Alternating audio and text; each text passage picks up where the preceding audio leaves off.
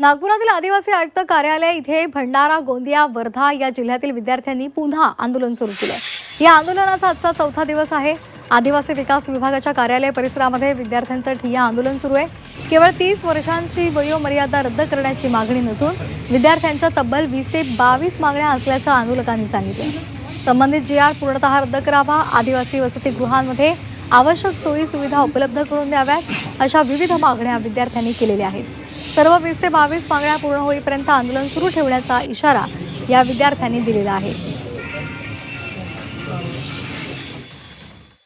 गेल्या 10 दिवस देवरी प्रकल्प कार्यालय येथे झाला आणि त्याच्यानंतर आजच्या या ठिकाणचा आमचा चौथा दिवस आहे आंदोलनाचा। आणि या ठिकाणी आम्ही गोंदिया, भंडारा आणि वर्ध्याचे विद्यार्थी आलेलो आहोत। तर जो काल जी.आर. जो रद्द झाला आहे, तर जी.आर. फक्त आमचा हा मुद्दा नसून आमच्या वेगवेगळ्या 29 मागण्या आहेत आणि त्या मागण्या जेमतेम एक जप्तालाई आश्रमशाळेचा जो मुद्दा आहे, ज्याच्यावरती 3 मुलींचा सर्पदंशाने मृत्यू झाला, त्यांच्या परिवाराला 1 कोटी रुपये मिळाले पाहिजेत, हीच आमची मागणी आहे।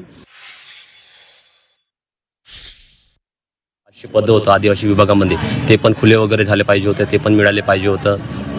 आणि त्याच्यानंतर आपल्या जे शासकीय वसतिगृह आहेत, मुलींची वसतिगृह किंवा मुलांची वसतिगृह, ते पण आमची बिल्डिंग वगैरेची मागणी वगैरे होती, त्या पण पूर्ण झाले पाहिजे होत्या। आणि अशा भरपूर साऱ्या 29 मागण्या आहेत। जेव्हापर्यंत त्या मागण्या आमच्या पूर्ण होणार नाही तेव्हापर्यंत आम्ही इथून उठणार नाही।